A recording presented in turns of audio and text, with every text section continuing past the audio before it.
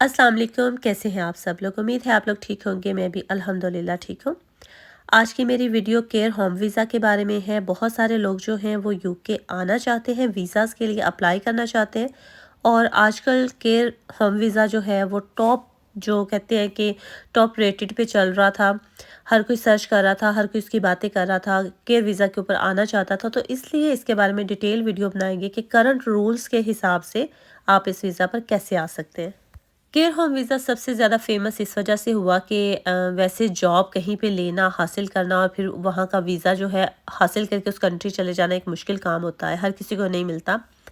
लोगों ने पैसे लेके इसको करना स्टार्ट किया। जैसे बहुत साल पहले कॉलेजेस होते थे, छोटा-सा भी कोई कॉलेज खुला है तो वो बस एडमिशन दे रहा है और सब वीज़ों पे आ रहे हैं। ऐसे केयर होम्स वालों ने भी किया। 20 से 25 हज़ार लेते थे लोग, अगर किसी का केयर होम है या इससे रिलेटेड एजेंसीज हैं या कुछ भी है तो वो 20 से 25 हज़ार लेके अपनी जेब में डालते थे। उस बंदे को जॉब दे दी और चलो जी वो वीज़े पे आ गया।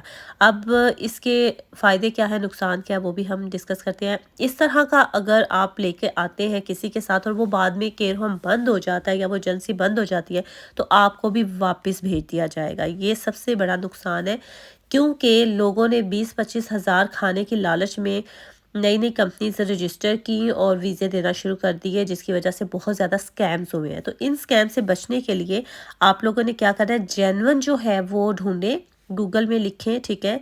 केयर होम जॉब जो है वो आप देखें, जो भी एजेंसी आपको दे रही है जॉब, या एनएचएस की मिडवाइफ की देख लें, मेडिकल के लिहाज से देख लें, नर्स हैं या कुछ भी हैं आप, ठीक है। केयर होम के लिए आप अप्लाई कर रहे हैं तो आप उसको गूगल में सर्च करें। अगर आपको कोई कंपनी जॉब दे रही है तो उसको आप CQC रेगुलेशंस पे चेक कर लें। आप अगर गूगल में सर्च करें CQC रेगुलेशन तो आप उसको, सबसे पहले वेबसाइट आती है QCS, ठीक है।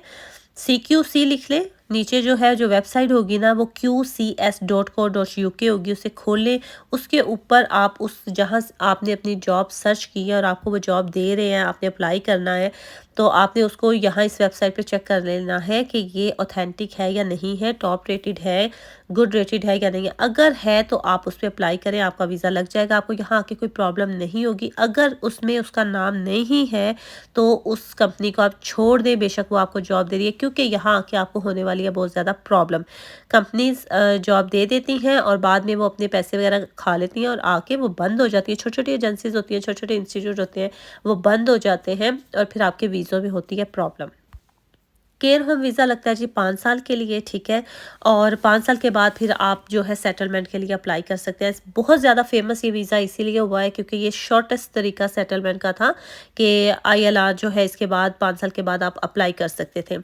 तो 3 साल की इसकी जो फीसेस बताई गई हैं मैं बता देती हूँ। 3 साल की जो इसकी फ़ीस है वो £284 है और 5 साल का जो वीज़ा अप्लाई आप करते हैं उसकी फ़ीस जो है £551 है, ठीक है। आपको अपनी बैंक स्टेटमेंट कितनी शो करनी है जी, बैंक स्टेटमेंट आपको सिर्फ 1 महीने की शो करनी है। 1 महीने के यानी कि आपके एक्सपेंसेस उसमें होने चाहिए, जो कि £1270 हैं। £1270 आपकी करेंसी में जितने भी बनते हैं वो अपने बैंक में आप कितने रखे हुए हों, ठीक है। उसके बाद आप कहीं जॉब अप्लाई करें, आपको मिल जाए और वो जॉब मिलने के बाद आपने जो फ़ीस है, वीज़ा फ़ीस मैंने आपको बता दी है, वो आपने पे करनी है। उसके साथ जो डॉक्यूमेंट आपने लगाने हैं वो है जी सर्टिफिकेट ऑफ स्पॉन्सरशिप, यानी कि जहां आपने जॉब अप्लाई की वो आपको सर्टिफिकेट देंगे स्पॉन्सरशिप का, वो आपके पास होगा। आइल्स का आपका 4 बैंड, कम से कम 4 बैंड, कम से कम, जो हर कोई ऑलमोस्ट ले ही लेता है अगर वो मैट्रिक भी पढ़ा हुआ है तो, ठीक है।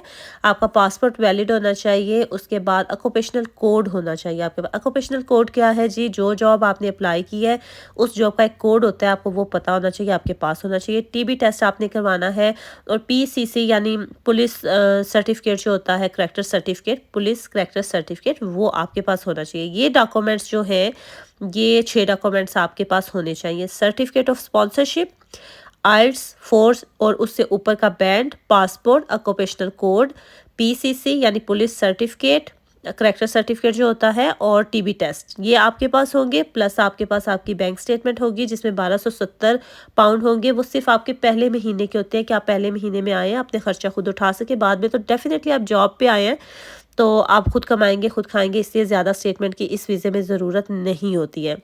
उसके बाद अगला खर्चा जो है वो जी फ़ीस का है, वो मैंने बता दिया। 5 साल का वीज़ा है तो 51 पाउंड जो है वो आपने पे करने हैं। फिर आ जाते हैं जी NHS के चार्जेस आपने पे करने हैं या नहीं करने। नहीं, आपने NHS के चार्जेस इस वीज़े पर पे नहीं करने, क्योंकि जो भी NHS से रिलेटेड जॉब्स कर रहे होते हैं तो उनको एग्जैम्प्ट होती हैं, ठीक है। जो मेडिकल की फीसिस होती हैं उनको नहीं पे करनी होती। तो इस वीज़े के ऊपर ये फ़ायदा है कि अब बेशक NHS की जितनी भी फ़ीस बढ़ गई है, आप लोगों को वो पे नहीं करनी है।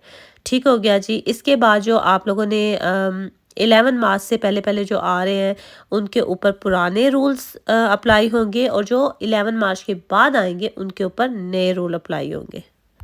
जो सबसे मेन और इम्पोर्टेंट चीज़ है कि आपने जो जॉब ढूंढनी है वो आपने ढूंढनी है कि आपके पास 2900 पाउंड का जो है वो ऑफ़र होनी चाहिए आपके पास, यानी कि 2960 पाउंड जो है वो आप कमाते हो। आपको वो इतनी पे की उन्होंने ऑफ़र करनी है जॉब की, तब आपको एक्सेप्टेबल होगा। इससे ऊपर वाला, इससे नीचे वाला जो है वो आपके लिए वीज़े के लिए जो है वो कैटेगरी में आप फिर नहीं आते हैं। और एज की हिसाब देखा जाए तो 18 साल से ऊपर वाले सब इसके ऊपर अप्लाई कर सकते हैं, 18 साल से नीचे वाला अप्लाई नहीं कर सकता।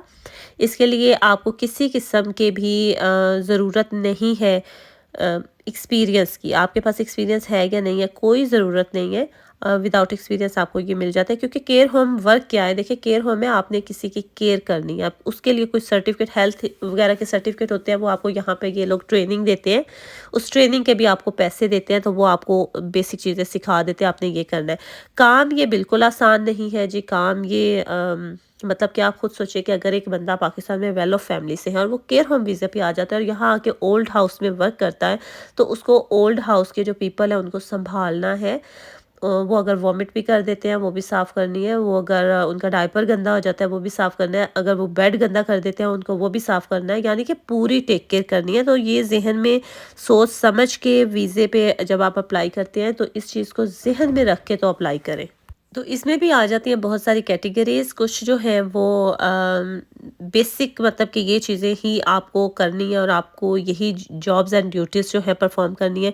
कुछ में ये होता है कि आप दूसरी कैटेगरीज़ भी केयर होम्स में डेफ़िनेटली होती हैं, और भी बहुत सारे टाइप्स की होती हैं। लेकिन जो बेसिक बेसिक चल रहा है वो मैं आपको बता रही हूँ कि आप किसी गलतफ़हमी में मत रहिएगा।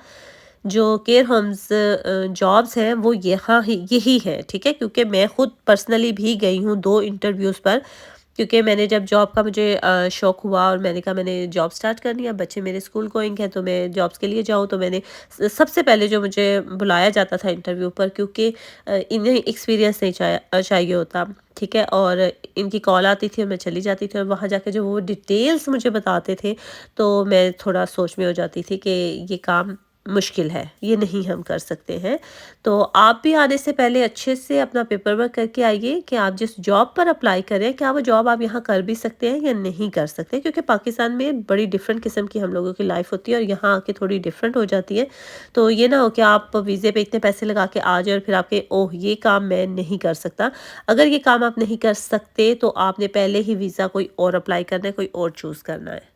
जिन लोगों के डिपेंडेंट्स नहीं आ सकते रूल्स चेंज होने की वजह से 11 मार्च के बाद अप्लाई कर रहे हैं, वो अगर अकेले आना चाहते हैं, अकेले आ रहे हैं, तो फिर जब आपका 5 साल के बाद ILR होगा तो आप अपनी फैमिली को बुला सकते हैं। तो ये एक डिटेल वीडियो थी केयर होम्स के बारे में। उम्मीद है कि आपको अच्छी लगी होगी। अगर इन्फॉर्मेटिव लगी हो या आपके काम की हो तो दूसरों के साथ शेयर ज़रूर कीजिएगा। टेक केयर, अल्लाह हाफिज़।